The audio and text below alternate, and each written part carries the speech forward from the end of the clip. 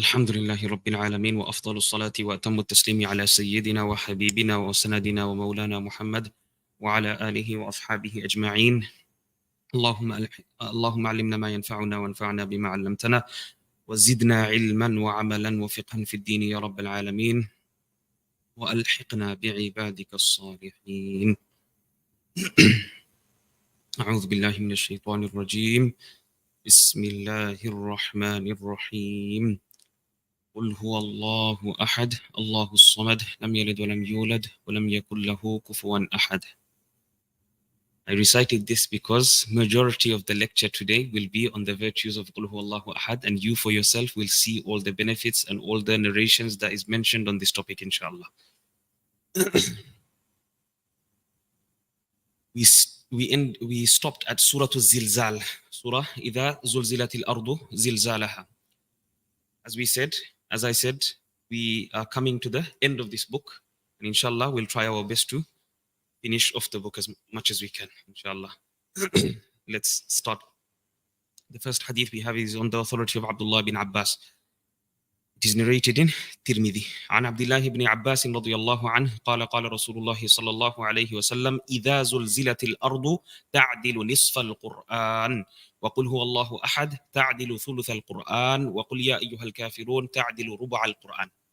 Allahu Akbar. These virtues that we are going to be reading is absolutely phenomenal. Anyone that doesn't know the virtues of these surahs is absolutely mahrum. That's the only word that I can put you to. Yeah? Is completely deprived. Completely deprived. Okay, it's unfortunate that many brothers don't want to sit for these programs. Yeah, it's very unfortunate. It comes in the hadith as well, that his majalis of dhikr and those who abandon the majalis of dhikr and how the malaika abandon them as well. Okay, and those who come closer to the majalis of dhikr, meaning majalis of ilm, places where knowledge takes place, the malaika, they shower special blessings upon those gatherings. Anyway, not to go off, but let's go through this, inshallah. These surahs at the end of the surah, at the end of the Quran, the last 20 or so surahs, they're extremely virtuous. Some are again more virtuous than others. Here we find Surah Zilzaal. إِذَا زُلْزِلَتِ الْأَرْضُ زِلْزَالَهَا. Rasulullah sallallahu alayhi wa sallam says it's equivalent to half of the Quran. It's equivalent to reciting half of the Quran. How many lines is إِذَا زُلْزِلَ? 5 lines. Isn't it?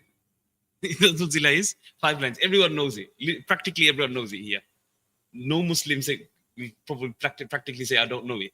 Most of us know this. Everyone. Even the person who didn't memorize much of the Quran. Even he memorized إِذَا زُلْزِلَتِ الْأَرْضُ زِلْزَالَهَا. Now, إِذَا زُلْزِلَ, just reading 5 lines gets you the reward of half of the Quran. Now, on what basis is this reward there? Basically, إِذَا زُلْزِلَ talks about akhirah. Talks about qiyamah and akhirah and everything to do with the akhirah. Now, akhirah and the theme of akhirah is practically half of the Quran anyway. Majority of the Quran is there in order to encourage us towards akhirah, because we are people of akhirah. We are not people of dunya. Muslims are not people of dunya. We're not going to die for this temporary world. This temporary world cannot eat us. Okay? Whatever difficulties we go through, inshallah, we'll pass them, and inshallah, we are waiting for what is coming in front of us. So, إِذَا زُلْزِلَ, make sure whenever you have the time, in at least now that you know the virtue, it's equivalent to half of the Quran. In some of the other narrations, it mentions a quarter of the Quran. Now, I told you the basis of this is because of the theme of the surah. Okay, the basis of this is because of the theme of the surah. Now, over there, when Rasulullah sallallahu alaihi wasallam said it's a quarter of the Quran, he's basing it on 4 themes rather than 2 themes. Okay, here the theme is dunya and akhirah. So, akhirah is half of the Quran. Whereas in the other place where he's mentioning that it's a quarter of the Quran, it's not a contradiction. Okay, he's mentioning 4 different themes, and out of those 4 themes, إِذَا زُلْزِلَ has one of those themes. Therefore, it is equivalent to a quarter of the Quran. Is that understood? Okay, just so you don't get confused when the narrations are coming. قُلْ هُوَ اللَّهُ أَحَدٌ, he says, is equivalent to 1/3 of the Quran. 1/3. Okay, 1/3 of the Quran is 10 juz. You understand how easy rewards you can get? Easy rewards. You sit down, you get half of the Quran, a third of the Quran, and then Qul Ya Ayyuhal Kafirun is Rubu'ul Quran. Rubu'ul Quran means a quarter of the Quran. 1/4 of the Quran. So you got Idha Zulzila, half of the Quran. Qul Huwallahu Ahad, 1/3 of the Quran. Yeah? And then Qul Ya Ayyuhal Kafirun, 1/4 of the Quran. Is that understood? 7.5 paras, 10 paras, and 15 paras. Okay? So inshallah, the purpose of this is for you to act upon this, for you to recite these often, recite these surahs more often, and to ponder over these surahs as well, because the meaning is very, very strong, has a very powerful meaning. Okay, in these surahs, there's a powerful message of Islam that you should be enlightened with as a Muslim. As a Muslim. Okay, inshallah, let's carry on. We'll find more narrations here, just proving the same narration again and again, for you to see that there's different companions, not just one Sahabi narrating this one hadith. Okay, there are various Sahabas that narrated similar hadith and on the similar virtues of Idha Zulzila and many other surahs like Qul Ya Ayyuhal Kafirun and Qul Huwallahu Ahad. Anil Hasan. Who was Hasan? The grandson of Rasulullah sallallahu alaihi wasallam, isn't it? Ali radiallahu anhu, Fatima radiallahu anha. So Hasan radiallahu anhu reports, قال رسول الله صلى الله عليه وسلم إذا زلزلت الأرض تعدل نصف القرآن. Again, he mentions that إذا زلزل is half, the reward for إذا زلزل is half of that of the Quran. عن بكر بن عبد الله المزني قال كانت إذا زلزل تعدل نصف القرآن. Again, another tabi'i, most probably, confirming that إذا زلزل is definitely equivalent, the reward of it is equivalent to half of the Quran. Again, Yahya bin Abi Kathir, another tabi'i, قال من قرأ إذا زلزلت الأرض زلزالها فقد قرأ نصف القرآن. Here it makes it with more explicit wording. Okay, whoever recites إذا زلزلت الأرض زلزالها has recited half of the Quran. Okay, it's more explicit in wording. Next hadith we have here عن معاذ بن عبد الله الجهني أن رجلا من جهينة أخبره أنه سمع النبي صلى الله عليه وسلم يقرأ في الصبح إذا زلزلت الأرض في الركعتين كلتيهما فلا أدري أنسي رسول الله صلى الله عليه وسلم أم قرأ ذلك عمدا. Subhanallah. In the Fajr Salah, once Rasulullah صلى الله عليه وسلم recited إذا زلزل in the first rakat and then in the second rakat as well. The Sahabas were automatically confused, isn't it? What just happened? Rasulullah, did he forget to read another surah in the second rakat, or did he intentionally actually read this twice for its importance, or the importance of this surah, the meaning of this surah? So Rasulullah sallallahu alaihi wasallam read this surah in Fajr Salah. So Fajr Salah, normally we read long surahs. Here he read a short surah. So automatically the Sahaba got a shake. Like, what's happened? What's happened here? No? Normally he reads these long surahs. Today he's reading some short surah. What's the value of this surah? Generally, when it's a short surah, we don't think it to be extreme value. We don't think of it to be of extreme value. That's the problem with us. Whereas Rasulullah sallallahu alaihi wasallam has specifically told us that this surah has extreme value. You might think there's only 3 verses or 4 verses or 5 verses or just a couple of lines, but the virtue of this surah is far greater than you can ever imagine. Okay? Khair inshallah. So this was most probably done intentionally by Rasulullah sallallahu alaihi wasallam. Most probably done intentionally in order to show the importance of this surah, Idha Zulzilatil Ardu Zilzalaha. What's the meaning? Idha Zulzila. It's one of the, in Arabic, Zalzala Yuzalzilu is one of the verbs that is 4-lettered verbs. Normally in Arabic, 90% of the verbs are 3-lettered verbs. Okay? Fa'ala, Nasara, Hafiza, Ta'ala, stuff like that is 3-lettered verbs. Anyone that knows basic Arabic, sarf, first year sarf, 3-lettered words are most common in Arabic language. 90%, more than 90% of the languages based on 3-lettered original verbs. Whereas here, it's a 4-lettered. Whenever 4-lettered verbs are used, 4-lettered verbs are more emphasized. It's like an emphatic form of emphasizing something. But anyway, إِذَا زُلْزِلَتِ الْأَرْضُ, zilzal means earthquake, means shaking. So when the earth shakes, such a shake. إِذَا زُلْزِلَتِ الْأَرْضُ زِلْزَالَهَا. Zilzal, Allah subhanahu wa ta'ala repeats again. That word, zalzala yuzalzilu zilzalan, Allah repeats again a second time in order for you. That's maf'ul mutlaq. Anyone know grammar here? Maf'ul mutlaq. Okay? In Arabic language. In order to emphasize the point over again. Okay? In order to emphasize the point over again. So when the earth would be shaken in such a way that the whole world would completely bust. Completely bust. Next narration, mashallah, those who are not married, our young brothers. عن سلمة بن وردان عن أنس أن رسول الله صلى الله عليه وسلم قال لرجل من أصحابه هل تزوجت يا فلان؟ قال لا والله يا رسول الله ولا عندي ما أتزوج به. قال أليس معك قل هو الله أحد؟ قال بلى. قال ثلث القرآن. قال أليس معك إذا جاء نصر الله والفتح؟ قال بلى. قال ربع القرآن. قال أليس معك قل يا أيها الكافرون؟ قال بلى. قال ربع القرآن. قال أليس معك إذا زلزلت الأرض؟ قال بلى. قال ربع القرآن. تزوج تزوج. If only this was our times, yeah? All the youngsters would be very happy. Allahu Akbar. Anas radiallahu anhu says that a man from the Sahabas came to Rasulullah sallallahu alayhi wasallam. Rasulullah asked him, are you married? He said, no, I've got nothing to get married with. Meaning he doesn't have enough finances. Yeah. Rasulullah replied, do you know? Meaning, do you have with you? Literally, do you have with you? Do you know Qul huwallahu ahad? He said, yes, of course I know Qul huwallahu ahad. So Rasulullah sallallahu alaihi wasallam said it is equivalent to a third of the Quran. A third of the Quran. Then he said, have you memorized? Meaning, is this surah with you also? إِذَا جَاءَ نَصْرُ اللَّهِ وَالْفَتْحِ. He said, yes, of course, I know this surah. Bala. Then he said, this is equivalent to a quarter of the Quran.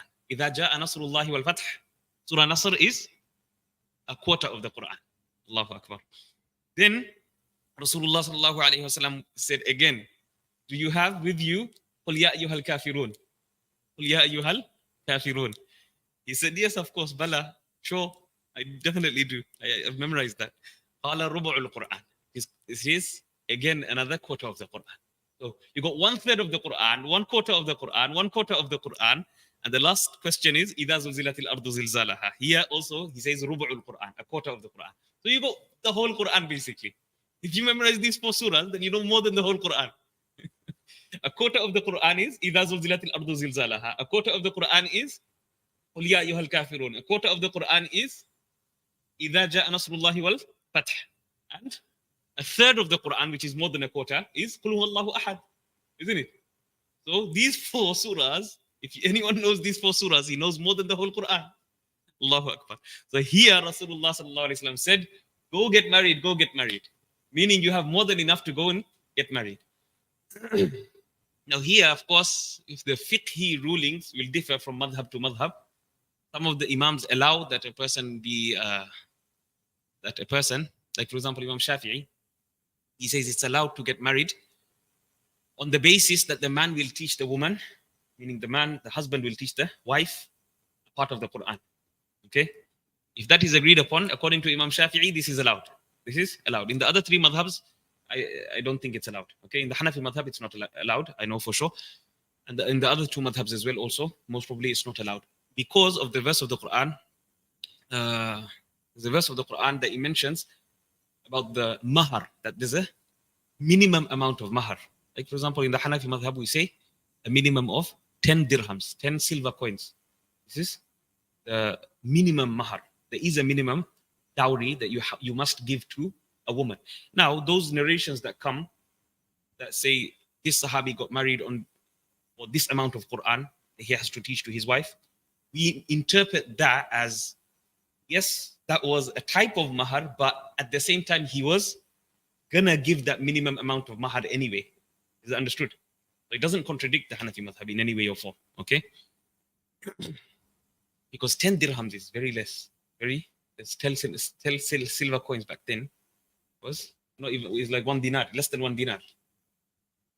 So it's not much. So we understand that already part and parcel of the mahar anyway. Plus, the person will automatically give that person, give the wife that amount of dowry and mahar anyway.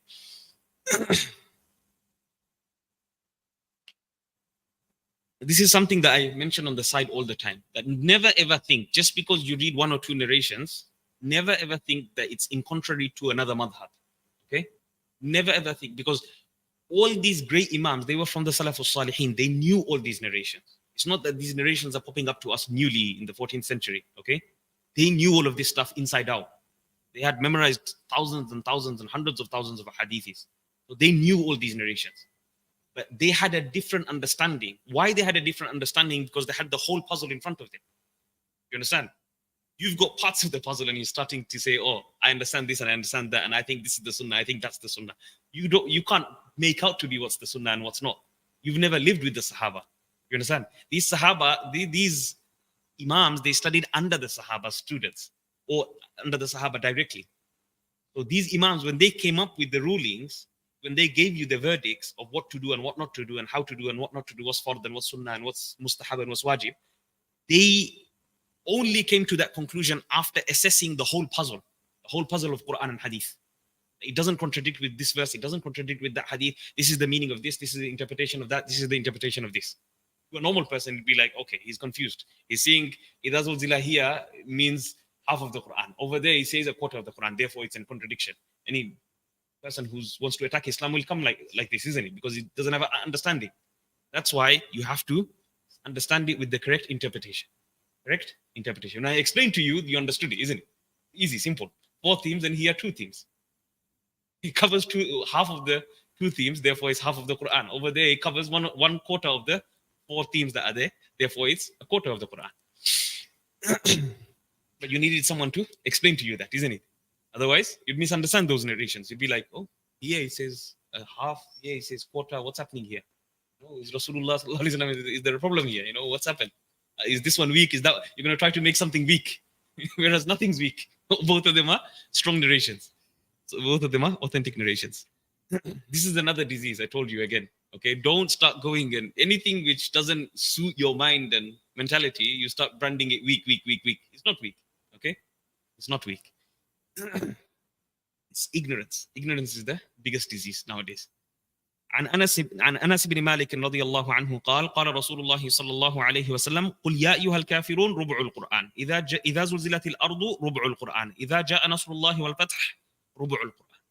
All these 3 surahs, قل يا ايها الكافرون, اذا زلزلت الارض, and اذا جاء نصر الله والفتح, all 3 are equivalent to a quarter of the Quran, a quarter of the Quran, a quarter of the Quran. 3 quarters of the Quran. You got 1 quarter left. That doesn't mean, of course, now this is for virtue, for reward. This doesn't mean now you don't read your 1 para a day. 1 para a day, that must be done. Okay, that's the haqq of the Quran. That's the right of the Quran. 1 para a day minimum, that you must read every single day. Every 30 days, you must complete 1 khatam. That's one of the rights of the Quran. One of the rights of the Quran. So that you must not abandon. This is for super bonuses. Okay, that's how I understand it. Super bonuses. Like for example, when you work on Boxing Day and New Year's Day and all these Christmas Day and all that stuff, you get double pay, isn't it? It's like this. These surahs are like extreme bonuses. Extreme bonuses. So, especially, okay, let us go there, inshallah. Another surah that comes about after, so it misses Wal-Adiyati Dabha and it misses Al-Qari'ah. Of course, those surahs probably have their own rewards as well, but the author, he skips to Al-Hakum Takathur. The next reward we find here is for Al-Hakum Takathur. And Abdullah ibn Umar radiyallahu anhu قال رسول الله صلى الله عليه وسلم ألا يستطيع أحدكم أن يقرأ 1000 آية في كل يوم قالوا ومن يستطيع ذلك قال أما يستطيع أحدكم أن يقرأ ألهاكم التكاثر. الله أكبر. This is in Hakim, Mustadrak al-Hakim. Here, Abdullah bin Umar radiyallahu anhu says Rasulullah sallallahu alayhi wasallam asked the Sahaba, is anyone able to read 1,000 verses? Is anyone able to read 1,000 verses? Now they got shocked. The Sahabi replied, who is able to do a thing like that? Meaning it's hard. It's hard. Then Rasulullah sallallahu alaihi wasallam replied, he said, are you not able to recite Al-Hakumut Takathur? Meaning Al-Hakumut Takathur is equivalent to 1,000 verses. This one surah that's less than 5 lines is equivalent to 1,000 verses. How many verses in the Quran? Yeah? That's the famous opinion, isn't it? Over 6,000. Let's say over 6,000, yeah? Over 6,000, depending on the count. Okay, ulama count it in different ways. 6,666 is famous. The easy way to remember. It's not. It's less than that. 6,200 somewhere there. Anyway, 6,000 over 6,000 verses. So 1,000 is 1/6, isn't it? 1/6 of the Quran is Al-Hakumut Takathur. You read Al-Hakumut Takathur once, you read it 6 times, you get the reward of the whole khatam. Easy rewards. Okay, easy rewards. So don't forget these surahs. Okay, make sure you read these surahs every single day. Unfortunately, this is missing in our generation. Our generation, we go to maktab when we're small, and then later on, we don't have any specific books of du'as and of surahs of the Quran that are extremely valuable, like these surahs that we're talking about. Back in the days, what they had, what my mother and everyone had in their generation was they had wazifa, a thing called wazifa. Daily in that wazifa, they had all the different types of durood. They had like 100 different types of durood from Sunnah. Okay? From Sunnah, from Rasulullah sallallahu alayhi wasallam and from the Sahaba. All these duroods are from Rasulullah and from the Sahaba. Approximately 100 durood. I've seen it myself. That's why I'm saying it. They used to read these 100 duroods. So all of these are from the Sunnah. Don't understand this to be made up or something, okay? This was not made up. It's not made up. It's from Sahaba, it's from Rasulullah sallallahu alaihi wasallam and from the Sahaba themselves. The wording is from Rasulullah or from the Sahaba. They used to read these 100 durood a day. Plus, they used to read all the main surahs like Yasin, like Mulk, like Surah Sajda, like all those surahs that we went through, all the virtues of those surahs that we went through in this series. And then they used to have these surahs as well at the end. So, إِذَا زُلْزِلَ أَلْهَاكُمُ التَّكَاثُرُ إِذَا جَاءَ نَصْرُ اللَّهِ قُلْ يَا أَيُّهَا الْكَافِرُونَ قُلْ هُوَ اللَّهُ أَحَدٌ. And after each surah, and they've got a translation, whether in Bengali or in English. And then, like in English, we have in South African print. And then we had the virtue as well in one line, equivalent to a third of the Quran, equivalent to a quarter of the Quran. It didn't mention the narration. Here we have the narration in front of us. But it would tell you that this surah is equivalent to this much. So you are more excited and encouraged to reading these surahs more often. So it's packed full of durud from Rasulullah and from the Sahaba. It's packed full of all those surahs that are extremely virtuous and special surahs of the Quran inside there that you read daily, that you read on a day-to-day basis, like Yasin, like Mulk, like those surahs. إِذَا وَقَعَتِ الْوَاقِعَةُ. Then you had also du'as, ad'iyah al-masnuna. Du'as which are masnoon are also inside that book, inside that wazifa. Unfortunately, there's a book called Afdalul Wadha'if in English, South African print. You can buy it. You can even download it on internet. If you go on your Google, you can go on Afdalul Wadha'if. It'll come. Wazaif. I think it's with a Z. Wazaif. Okay? Afdal Afdhal or something. Afdal Wazaif. Yeah? If you press that whole thing will come. Okay? Mufti Afzal Hussain Ilyas is the author. So try to download it of your PDF, inshallah, on your Google. Afdalul Wadha'if. And try to read that one every day. That will have all those things that I mentioned. The duroods, the special surahs, and plus the masnoon du'as. The du'as that are sunnah on a day-to-day practicality basis. Okay, that you need to know as a Muslim. So all these things are mentioned inside Afdalul Wadha'if. You can go on your Google and just put it in, download the PDF, inshallah. And make dua for me, inshallah, whenever you read it every day. Jazakumullahu khair. Then, okay. And then we go on to Qul Ya Ayyuhal Kafirun. So he skipped all those surahs from Al-Hakumut Takathur until Inna A'tainaka Al-Kawthar. Again, I told you, it doesn't mean that those surahs don't have virtue. They have their own virtue, okay? It's just that the author didn't mention those surahs. We go to Qul Ya Ayyuhal Kafirun. And Muhajir أبي الحسن عن رجل من أصحاب النبي صلى الله عليه وسلم قال كنت أسير مع رسول الله صلى الله عليه وسلم فسمع رجلا يقرأ قل يا أيها الكافرون حتى ختمها قال فقد برئ هذا من الشرك ثم سرنا فسمع آخر يقرأ قل هو الله أحد فقال أما هذا فقد غفر له. الله أكبر. قل يا أيها الكافرون هي رسول الله صلى الله عليه وسلم. This Sahabi, he was going with Rasulullah at night. He was walking with Rasulullah at night. And he heard Rasulullah and this Sahabi, they heard a person recite Qul Ya Ayyuhal Kafirun until he finished Qul Ya Ayyuhal Kafirun. Short surah, 3 lines. He finished Qul Ya Ayyuhal Kafirun. Rasulullah sallallahu alaihi wasallam made a comment on that when he heard him finish the surah. He said, this person is free from shirk, is innocent from shirk, meaning shirk cannot affect this person. Is that understood? Shirk, you are free from shirk if you recite Qul Ya Ayyuhal Kafirun. Then we ثم سرنا, we continued to walk at night. Yeah. فسمع آخر, he heard another Sahabi recite قل هو الله أحد until he completed قل هو الله أحد. Rasulullah replied, made a comment. He said, as for this one, Allah subhanahu wa ta'ala has forgiven him. Why? Why forgiveness for قل هو الله أحد? What's the name of قل هو الله أحد? Ikhlas. What does ikhlas mean? Sincerity. When you read with sincerity قل هو الله أحد, say Allah subhanahu wa ta'ala is one, isn't it? قل هو الله أحد, Allahu Samad. He's completely independent of everything and everyone. He doesn't need anything or anyone. قل هو الله أحد, Allahu Samad, لم يلد ولم يولد. He wasn't born. Nor can he give birth. He can't be the father of someone, isn't it? This is the Aqidah of Muslim. This is the pinnacle of Islam. This is the pinnacle of all your Aqidah. You don't need more than this. قل هو الله أحد is more than enough. قل هو الله أحد, Allahu Samad, لم يلد ولم يولد ولم يكن له كفوا أحد. There's nothing like Allah. Nothing. Impossible. So for you to describe Allah with this and this and this and this, all wrong ideas. For you to imagine Allah, all wrong ideas. Is that understood? All those ideas are totally wrong. Cannot be right. Why? Because Allah subhanahu wa ta'ala doesn't look like anything. He's the creator. How can the creator be similar to the creation? We can never understand who Allah is. We can never understand the majesty, the grandeur of Allah. Allah is Allah. Subhanallah. So, a person who recites Qul Ya Ayyuhal Kafirun is free from shirk. Free from shirk. And a person who recites Qul Huwallahu Ahad, he is forgiven. Why? Because of his sincerity of believing in monotheism, believing in one Allah, the true Allah, the creator of the heavens and the earth.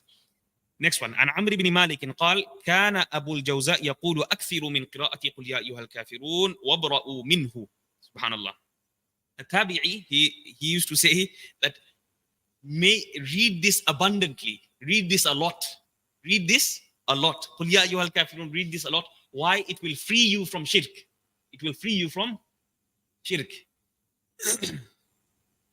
Then in the next narration عن أبي عمرو بن علاء قال كانت قل يا أيها الكافرون تسمى المقشقشة أي أنها تبرئ من الشرك. الله أكبر. This surah used to be named as Muqashqisha. Muqashqisha means it completely crushes shirk. It completely crushes anything in the form of shirk. Muqashqisha was also the name of this surah. قل يا أيها الكافرون. Before you go to sleep, it's one of the recommendations of Rasulullah that you recite these surahs. These قل يا أيها الكافرون, قل هو الله أحد, قل أعوذ برب الفلق, and قل أعوذ برب الناس. Those narrations are coming afterwards. Yeah, it's going to mention قل يا أيها الكافرون. عن فروة بن نوفل عن أبيه أن النبي صلى الله عليه وسلم قال لنوفل اقرأ قل يا أيها الكافرون ثم نم على خاتمتها فإنها براءة من الشرك. He says, recite this before going to sleep. Okay? And make it the last thing that you recite. Because if a person sleeps like this and he passes away, then he, inshallah, he is free from shirk and he will go into Jannah. Okay?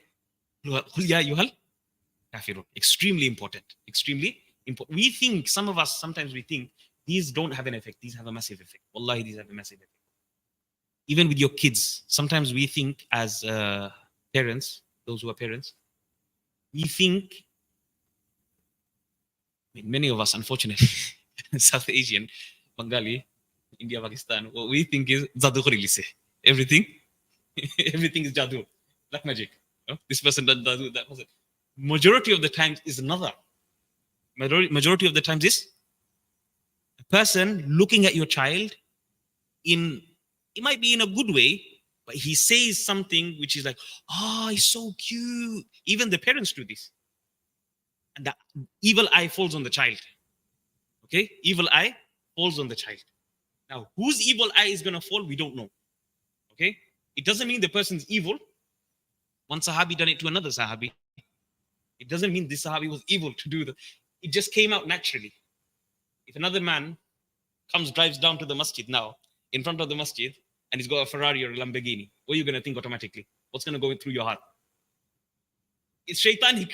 It is shaitanic. But the thing is, automatically you're going to be, if you want that, automatically that's going to go inside your mind and you're going to look at it in an envious way. The moment you look at it in an envious way, automatically you've done something grave to the person and to yourself as well. Isn't it? Something really dangerous to yourself and to the person himself. You didn't intend it, but it happened. Okay? So this is the evil eye.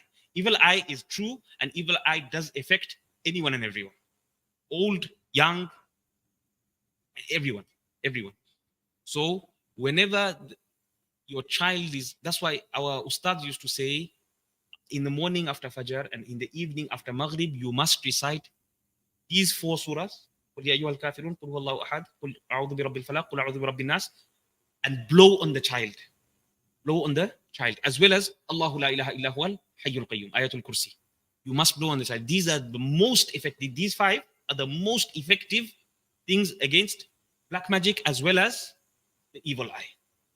That's why you see sometimes the child starts shaking, starts turning pale, starts doing funny things. But recite on the child and inshallah it will go away. It will go away. This is a remedy from Rasulullah. Okay. Next hadith, inshallah. عن أنس بن مالك رضي الله عنه قال قال رسول الله صلى الله عليه وسلم لمعاذ اقرأ قل يا أيها الكافرون عند منامك فإنها براءة من الشرك. Here specifically Rasulullah recommends Mu'adh ibn Jabal, the Mufti of Yemen. The Sahabi that was sent to Yemen by Rasulullah sallallahu alayhi wasallam. He says, recite قل يا أيها الكافرون before going to sleep, for it is indeed it will free you from shirk. عن جبلة بن حارثة قال سألت رسول الله صلى الله عليه وسلم قلت علمني شيئا ينفعني قال إذا أخذت مضجعك فقل قل يا أيها الكافرون حتى تختمها فإنها براءة من الشرك. Here he says, he went to Rasulullah sallallahu alayhi wasallam and he said, teach me something which I will benefit from, which I will benefit extremely.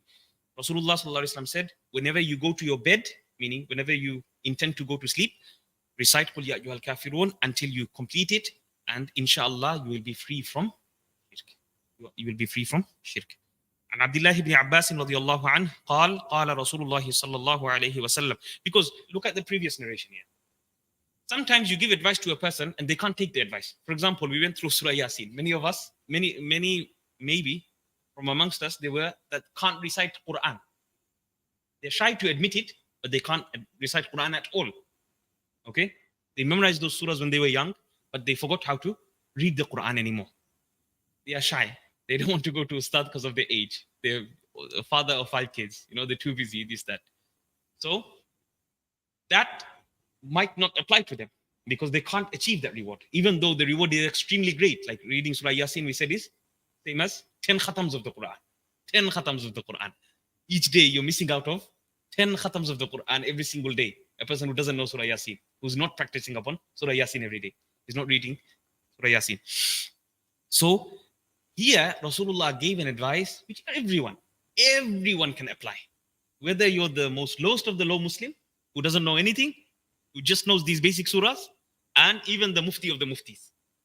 Mu'adh ibn Jabal was the Mufti of all Muftis, isn't it? Even to him you can benefit. The greatest of the Muftis will benefit, and the lowest of the low, meaning the person who doesn't know anything of Islam, much of Islam, even he will benefit as well. So he gave such a comprehensive advice. Just read this one small surah, and inshallah you'll be free from shirk. If you don't wake up next morning, inshallah you're guaranteed paradise. Your Jannah is reserved for you. And Abdullah ibn Abbas رضي الله عنهما قال رسول الله صلى الله عليه وسلم ألا أدلكم على كلمة تنجيكم من الإشراك بالله قل يا أيها الكافرون عند منامكم. Here also another hadith very similar to that of those that we read before. عن سعيد بن جبير قال جاء رجل إلى رسول الله صلى الله عليه وسلم فقال يا رسول الله ما تقول إذا أخذت مضجعك بالليل. Here a person came to Rasulullah sallallahu alaihi wasallam and he asked Rasulullah, what do you say? He wanted to find out exactly what Rasulullah does before he goes to sleep. Allahu Akbar. What do you say when you go to your bed at night? This is another thing, another great sunnah. Nowadays, summer, extremely hot, isn't it? Extremely hot, 35 degrees outside. Hard to sleep on the bed. One of the sunnah that you can be fulfilling, and you should be with that intention, you have a mat on the floor. Throw a mat on the floor and sleep with the intention that I'm doing it because Rasulullah used to do it. Sleep with the intention that I'm doing it because Rasulullah never slept on mattress. Rasulullah never slept on a bed this high, like we're sleeping on. Isn't it? So do this. I'm doing it myself. That's why I'm telling you. Okay, I'm not gonna tell you to do something which I don't do myself. So do it with that intention. If you do it with that intention, that you're doing it out of the love of Rasulullah, because Umar ibn Khattab once he came and he saw marks on Rasulullah's back. He said, what's going on? What's these marks? You know? Rasulullah said, from the place that he's been sleeping, his marks came upon his back. Then Umar radiallahu anhu started crying. Umar radiallahu anhu started weeping. He's like, Ya Rasulullah, you are the most honored human being. You are Sayyidul Anbiya'i wal Mursaleen. You are the greatest of all of creation. All. Musa, Isa, all the Ibrahim alayhi salam, Adam alayhi salam, Yahya, Nuh, all the prophets included, Rasulullah is still more superior, And your situation is like this, whilst the Persian emperor and the kings and the Romans, their kings and their emperors and their rulers, their leaders are sleeping in such lavish, grand thrones. It's mind-boggling. The amount of wealth that they were extravagant with. Allahu Akbar. This is nothing. What we see around us is nothing. This is not true wealth. Flashing a Lamborghini and a Ferrari and a Rolls Royce is nothing. Back then, their thrones were made of gold, pearls, emeralds, diamonds, jewels, everything that you can think of, all the most expensive things. And the thrones were huge, humongous thrones. If you read the narrations, you'll be like, wow, where did they get this sort of wealth? How did they make tons and tons of gold just to make one massive throne for themselves? It's mind-boggling, absolutely mind-boggling. Anyway, the point is, and your situation is like, what did Rasulullah say? He said, let them be happy with what they have in this dunya. For us is our akhirah. For us is not dunya. If you make your dunya, like one of the stories, I think it was Imam Ghazali, if I remember correctly, or one of the, Hassan al-Basri. One king came to him and one of the rulers came to him and said, why do we dislike death? Why do we dislike death? But we love dunya. We love dunya, but we dislike death. Hassan al-Basri, what did he reply? To the closest meaning. I'm not saying the exact wording. To the closest meaning. What did he reply? He said, عَمَّرْتُمُ الدُّنْيَا وَخَرَّبْتُمُ الْآخِرَةِ. You've made your whole dunya so lavish. You've made everything. You made your whole empire in this world. You've made all your mansions, your cars, your everything that you want, everything that you can possibly need in your life. You've made this in this world and you've destroyed your akhirah. That's why you don't want to meet Allah. You are fearful of meeting Allah. This is why you fear death. I mean, it's a natural inclination that we fear death, of course. But if a person is on haqq all the time, every time, and he's ready to meet Allah every single moment of his life, and he's doing what Allah has telling him to do, told him to do, instructed him to do, and he's doing it at each and every single interval, each and every single time. Allah wants this from you at this time. Dhuhr Salah at this time. Maghrib Salah this time. Isha Salah this time. Fajr Salah this time. He's doing it everything in order as it's meant to be. He's giving the right of his wife. He's giving the right of his children. He's giving the right of his parents. He's giving the rights of his neighbors. All of these rights, if he can fulfill, and he's ready. He's ready for Jannah. He's ready for death. He wants to meet Allah subhanahu wa ta'ala. Why? Because he knows what he's created. He knows who he is. He knows that he's done his duties to Allah. He's done his duties to his fellow Muslims and non-Muslims as well. Isn't it? So he is ready to meet Allah subhanahu wa ta'ala. Here, so he said, what do you say when you go to bed? You know, when you go to your bed. Then Rasulullah sallallahu alaihi wasallam says, "Aqulu," I say, "Allahumma qini adhabaka yawma tab'athu ibadak." Allahumma qini. Say, repeat after me, inshallah. Allahumma qini adhabaka yawma tab'athu ibadak. Tab'athu ibadak. Allahumma qini adhabaka yawma tab'athu ibadak. So this is the dua that Rasulullah sallallahu alaihi wasallam would recite before going to sleep. When he would go to his bed, he would recite this. Allahumma qini adhabaka yawma tab'athu ibadak. Oh Allah, protect me from your punishment. Protect me from your punishment.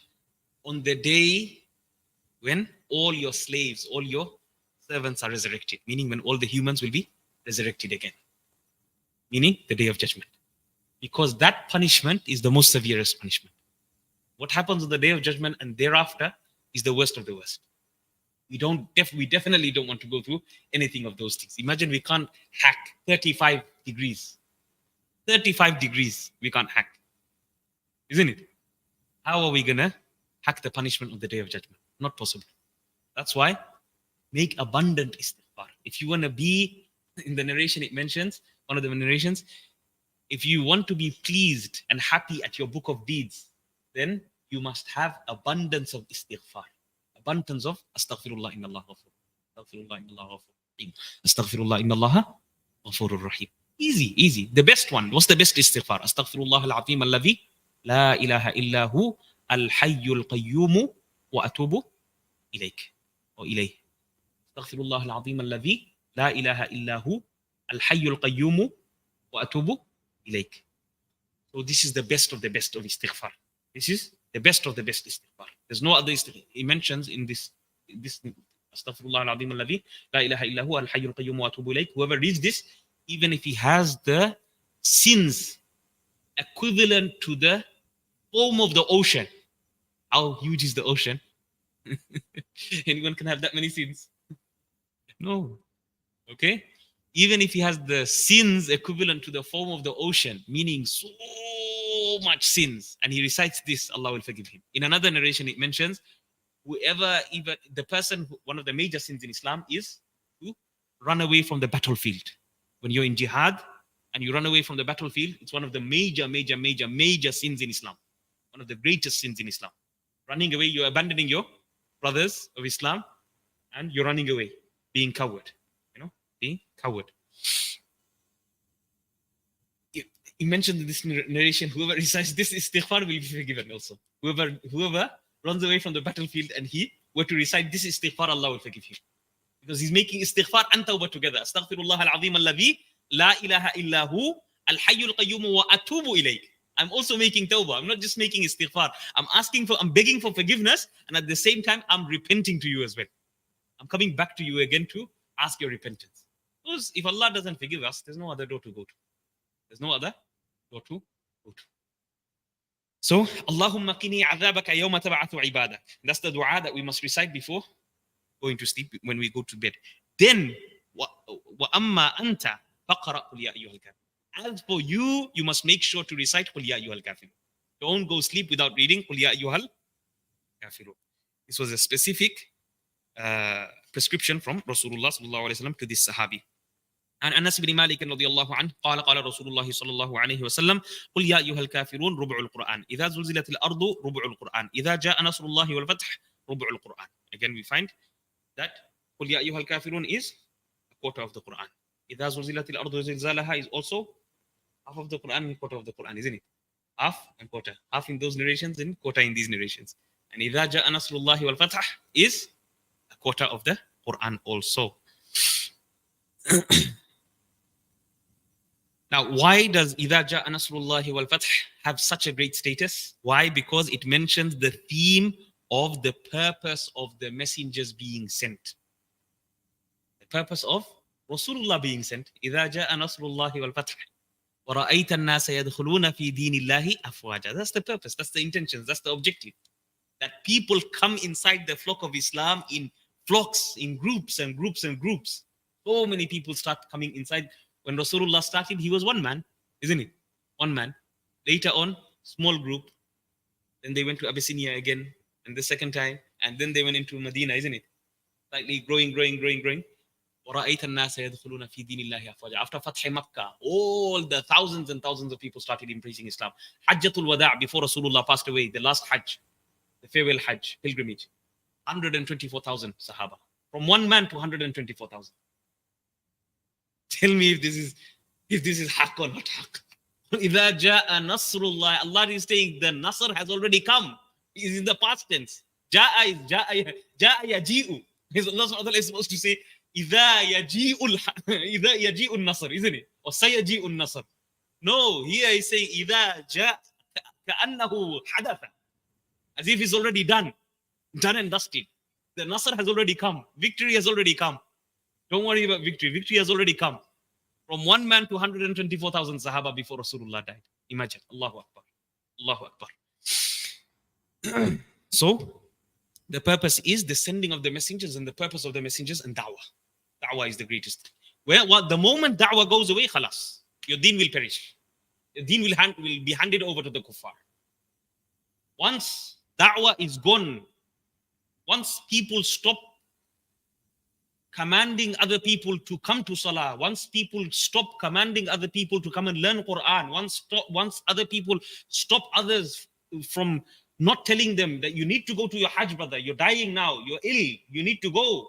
Your fard has to be, before you get ill, go now. Before your illness starts to creep in, go now.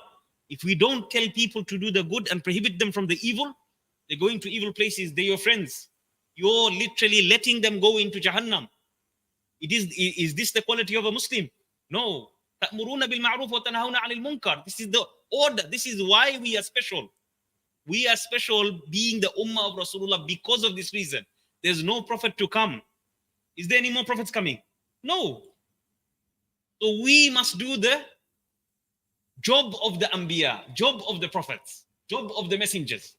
We are the ones that are doing the job of the prophets. So when you see your friend, when you see your colleague, when you see your nephew, when you see anyone that you know, and them going into haram things, you must tell them. You must tell them. That's the only way you can save them. Rasulullah is telling us that he is holding us by our waist on our clothes in order to hold us from the fire of Jahannam. As if he's pulling us. Hold us to go into the fire. The fire is in front of us. But we don't understand that these things have huge consequences and the fire is in front of us. So please try to understand deen and take deen seriously. The moment deen comes inside our hearts, the moment we understand the reality of this deen, meaning the objective of why we're here and what we are supposed to do here, we are supposed to be doing the amr bil ma'ruf and nahy anil munkar. This is our job on earth. That's why we are khalifa. We are khalifa on earth, isn't it? وَإِذْ قَالَ رَبُّكَ لِلْمَلَائِكَةِ إِنِّي جَاعِلٌ فِي الْأَرْضِ khalifa. What does khalifa mean? What does vicegerent mean? Allah subhanahu wa ta'ala has placed you as responsible human beings to make peace. A Muslim must be a person who, if another person sees, they must be feared in the sense that they know that you mustn't be doing wrong. In order that they know that when he sees you, he must go to the Dhuhr Salah with you. Is that understood? When he sees you, he must want to come to Dhuhr Salah automatically. This is the type of Muslim that we should become. Allah give us all the tawfiq, inshallah. Next hadith we have in Abdullah ibn Umar radiyallahu anhu قال قال رسول الله صلى الله عليه وسلم قل هو الله أحد تعدل ثلث القرآن قل يا أيها الكافرون تعدل ربع القرآن وكان يقرأ بهما في ركعتي الفجر وقال هاتين الركعتين فيهما رغب الدهر. الله أكبر. Here now we have narrations coming. What are the sunnah surahs that you must be reciting for the 2 rakats of sunnah before Fajr? 2 rakats of sunnah before Fajr. What's the reward of reading the 2 rakats of sunnah before Fajr? Anyone? I said this again and again. Come on. You must remember this. Huh? The 2 rakats sunnah of Fajr before the actual fard of Fajr is better than the whole world and everything that exists in the world. All the money, all the glory, all the honor, everything that you can possibly think of. Think of it that we are losing. Whoever doesn't wake up for Fajr and read these 2 sunnah, we're not talking about the fard. Fard is far, far greater. Fard will never be able to explain it with words. Imagine if Rasulullah is saying the 2 rakats of sunnah of Fajr is more worthy to Allah subhanahu wa ta'ala than the whole world and all the treasures of the whole world exists. All the millions and trillions and billions, everything that exists is better for you to pray those 2 rakats. Those 2 rakats of sunnah. Now, what is sunnah to read in those 2 rakats? قُلْ يَا أَيُّهَا الْكَافِرُونَ and قُلْ هُوَ اللَّهُ أَحَدٌ. That's what this narration means. Okay. عن بكر بن عبد الله قال كانت قل يا أيها الكافرون تعدل ربع القرآن. عن عاصم قال كان يقال قل هو الله أحد ثلث القرآن وإذا زلزل نصف القرآن وقل يا أيها الكافرون ربع القرآن. We read this. عن جابر بن عبد الله رضي الله عنه أن رجلا قام فركع ركعتي الفجر فقرأ في الركعة الأولى قل يا أيها الكافرون حتى انقضت السورة فقال النبي صلى الله عليه وسلم هذا عبد عرف ربه وقرأ في الآخرة قل هو الله أحد حتى انقضت السورة فقال النبي صلى الله عليه وسلم هذا عبد آمن بربه. In this narration, Jabir bin Abdullah radiallahu anhu says, a man stood up to pray 2 rakats, the 2 rakats of Sunnah of Fajr. In the first rakat, he read, قُلْ يَا أَيُّهَا الْكَافِرُونَ, and in the second rakat, he read, قُلْ هُوَ اللَّهُ أَحَدٌ. After he finished قُلْ يَا أَيُّهَا الْكَافِرُونَ, maybe he read it in a slightly, with some sound. Okay, so Rasulullah heard him read which surah he's reading. So he finished قُلْ يَا أَيُّهَا الْكَافِرُونَ. Rasulullah sallallahu alayhi wa sallam made a comment. He said, this is a person who knows his Rabb, who knows his Lord. He knows his maker, his cherisher, his creator.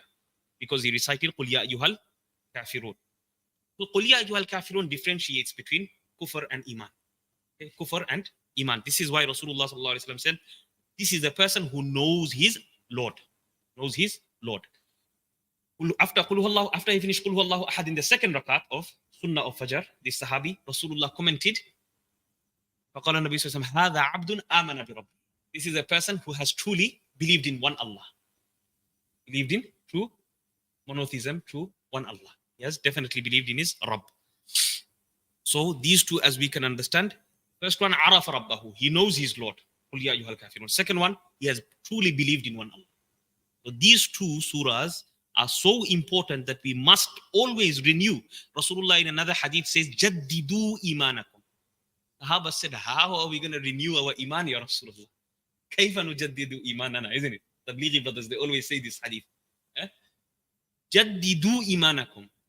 In the Quran, what does Allah subhanahu wa ta'ala say? Ya ayyuhalladhina amanu aminu billah. All you who have believed already, you're already Muslims, isn't it? Aminu billah. Bring iman in Allah. Thinking like, a person is already a Muslim, how does he bring iman in Allah again? Isn't it? Meaning, be real Muslims. Be real to what you have believed in, what Allah has ordered you, what Rasulullah has ordered you. You understand? Be genuine. Renew your iman, meaning, look at yourselves. Look at yourselves thoroughly. Investigate yourselves. Make a diary of yourself. What you're missing out every single day, what you're supposed to be doing every single day. Is that retrospect, yourself. for the future, how good you want to become. Okay. Here we have the next narration عن أبي هريرة رضي الله عنه أن رسول الله صلى الله عليه وسلم قرأ في ركعتي الفجر قل يا أيها الكافرون وقل هو الله أحد. We said this, isn't it? In the first rakat he read قل يا أيها الكافرون, and in second rakat قل هو الله أحد in the two sunnah rakats of Fajr. The next narration is also a very similar narration, but something extra. عن عبد الله بن عمر رضي الله عنه أن رسول الله صلى الله عليه وسلم قرأ في الركعتين قبل الفجر والركعتين بعد المغرب. ركعتين قبل الفجر وركعتين بعد المغرب 27 مرة. الله أكبر. أو بضع عشرة مرة.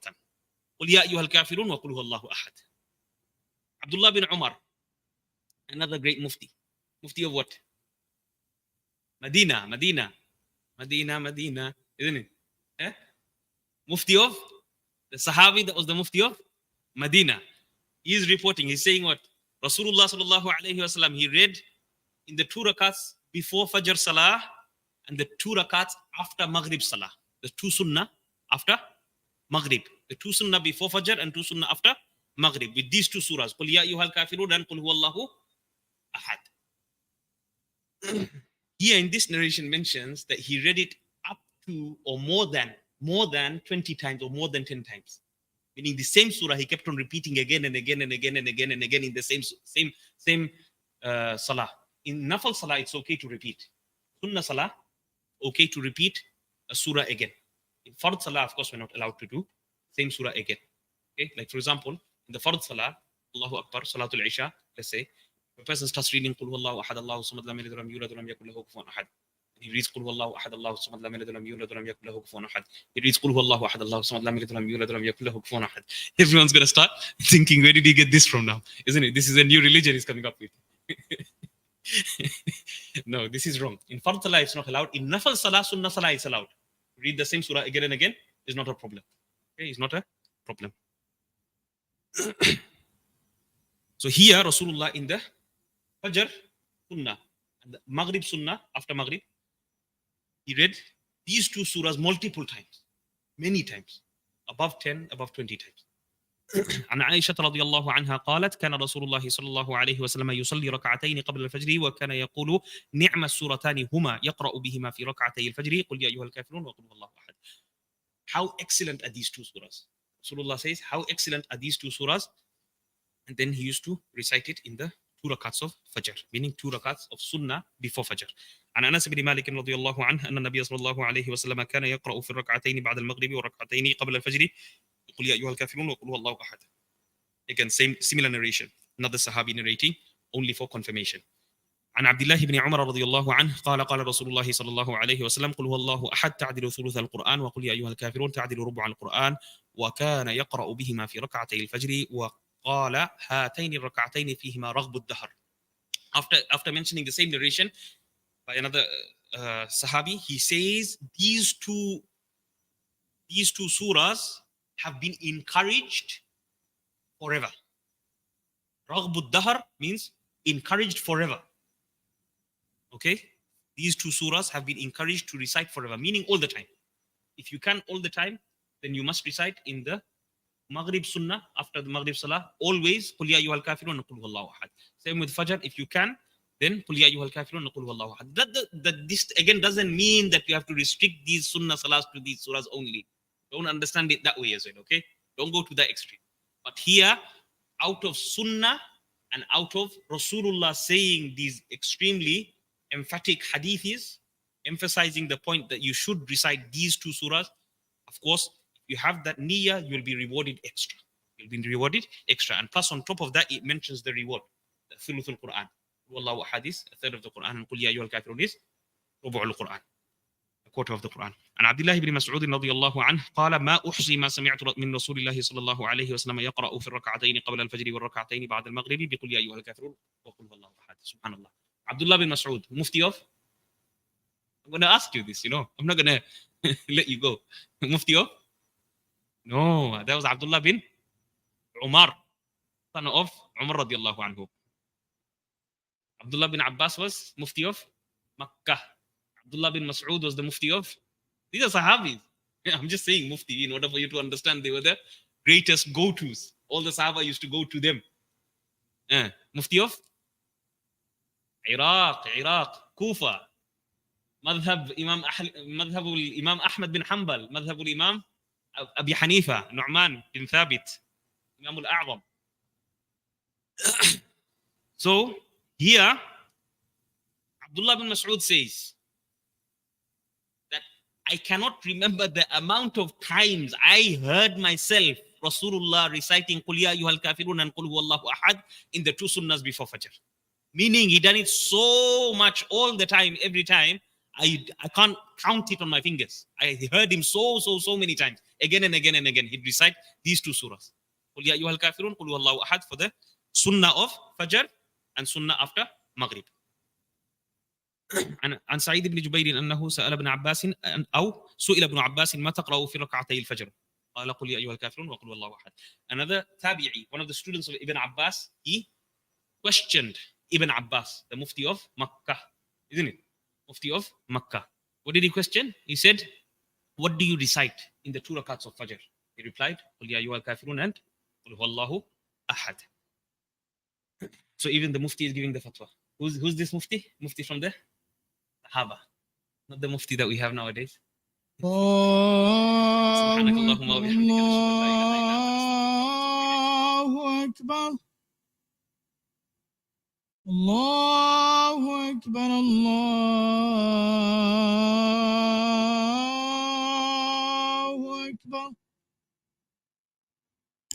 أشهد أن لا إله إلا الله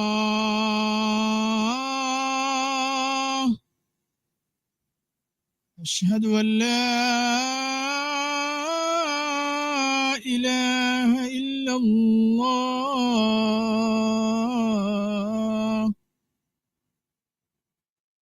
أشهد أن محمدا رسول الله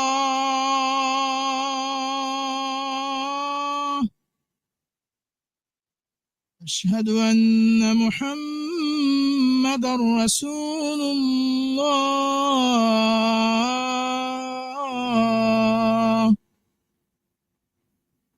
حي على الصلاة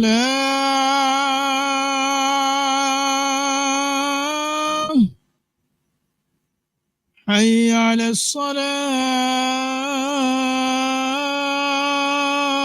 الصلاة حي على الفلاح حي على الفلاح